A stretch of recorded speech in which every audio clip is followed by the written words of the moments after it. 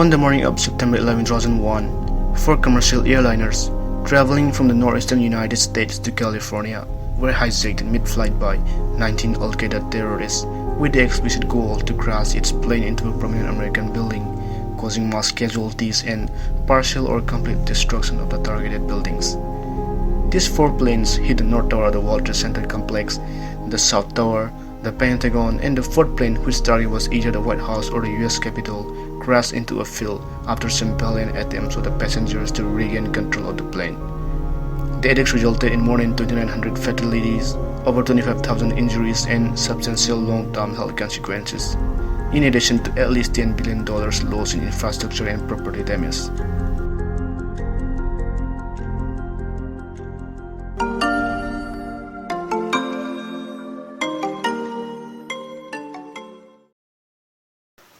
The 9/11 attacks were orchestrated by the then Al-Qaeda leader Osama bin Laden. He initially denied involvement, but he later confirmed it over a number of videotapes released over the following years. Bin Laden went into hiding for almost a decade before he was subsequently killed during Operation Neptune Spear on May 2, 2011. He declared a holy war against the US and shouted US support towards anti-Muslim attacks in the Middle East and the neighboring Muslim countries as the main motive of the 9/11 attacks. The attacks started planning from 1996. Khalid Sheikh Mohammed conceived the attacks and presented it to Osama bin Laden, and by early 1999, bin Laden gave approval to go forward with organizing the plot. The selected hijackers took flying lessons over the following year. During this time, the CIA and the FBI got some prior intelligence that an Al-Qaeda attack is imminent, but they couldn't receive the necessary information at the right time.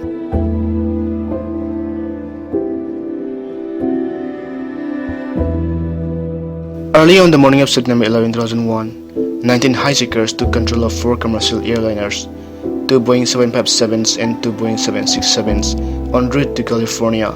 Three of them were headed to Los Angeles and one to San Francisco. After takeoffs from Logan International Airport in Boston, Massachusetts, Newark Liberty International Airport in Newark, New Jersey, and Washington Dulles International Airport in Loudoun and Fairfax counties in Virginia. Large planes with long flights were selected for hijacking because they would be full of fuel. At 8:46 a.m., 5 hijackers crashed the first flight into the northern facade of the World Trade Center's North Tower.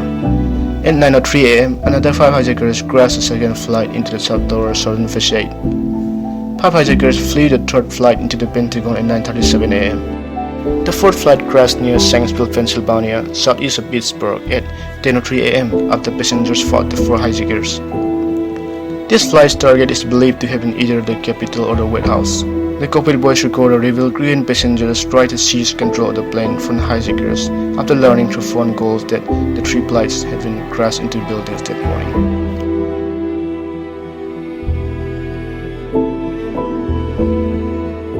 3 buildings in the World Trade Center collapsed due to fire-induced structural failure. The South Tower collapsed at 9:59 a.m., having burned for 56 minutes in a fire caused by the impact of the flight and the explosion of its fuel. The North Tower collapsed at 10:28 a.m. after burning for 102 minutes. Along with the 110 floor twin towers, numerous other buildings at the World Trade Center site were destroyed or badly damaged, including World Trade Center buildings 3 through 7.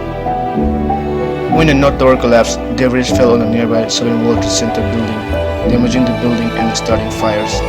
These fires burned for nearly 7 hours, compromising the building's structural integrity, and 7 World Trade Center collapsed at 5:21 p.m. The west side of the Pentagon sustained significant damage.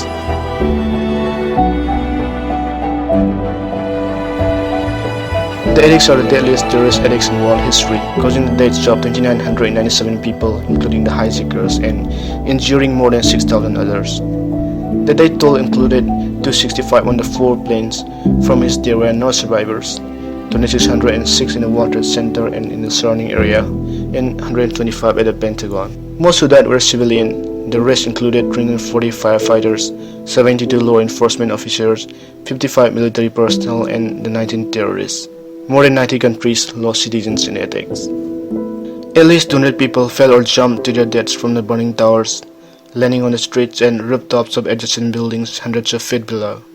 Some occupants of its tower above the point of impact made their way toward the roof in the hope of helicopter rescue, but the roof access doors were locked. No plan existed for the helicopter rescues, and the combination of roof equipment, thick smoke, and intense heat prevented helicopters from approaching. Weeks after the attack, the death toll was estimated to be over 6,000, more than twice the number of deaths eventually confirmed. The city was only able to identify remains for about 1,600 of the World Trade Center victims. The medical examiner's office collected about 10,000 unidentified bone and tissue fragments that cannot be matched to the list of the dead.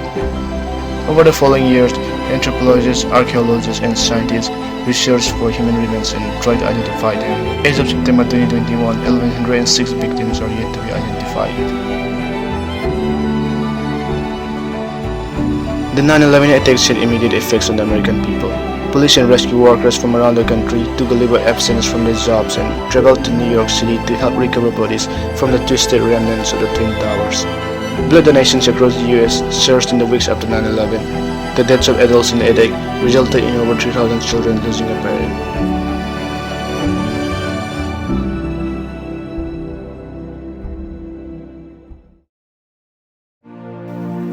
Following the attacks, President George Bush's rating soared 90%, and New York City Mayor Rudy Giuliani's highly visible role won him high praise in New York and nationally. Many relief funds were immediately set up to assist the attacks victims, with the task of providing financial assistance to the survivors of the attacks and to the victims' families.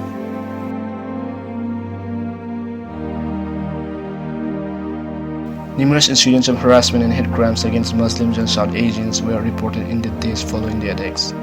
By May 2002, there were 488 complaints of employment discrimination reported to the U.S. Equal Employment Opportunity Commission. 300 of those were complaints from people fired from their jobs. By June 2002, the U.S. Department of Transportation had investigated 111 September 11th related complaints from airline passengers, purporting that their religious or ethnic appearance caused them to be singled out at security screenings. They also investigated an additional 31 complaints from people who alleged they were completely blocked from boarding airplanes on the same ground. The United States government launched the international military campaign War on Terror after the September 11 attacks. The primary targets of the campaign are extremist groups located throughout the Middle East countries, with Al-Qaeda being the most prominent. George W. Bush then established the infamous Guantanamo Bay detention camp. The damaged section of the Pentagon was rebuilt and occupied within a year of the attacks. The temporary World Trade Center part opened in late 2003, and construction of the new Sovereign World Trade Center was completed in 2006. Construction of One World Trade Center began on April 27, 2006 and reached its full height on May 20, 2013, claiming the title of the tallest building in the Western Hemisphere. One World Trade Center finished construction and opened on November 3, 2014. 4 World Trade Center opened in November 2013 and 3 World Trade Center opened on June 11, 2018. Adjacent to the One World Trade Center are the National September 11 Memorial and Museum, which were completed in 2011 and 2014 respectively.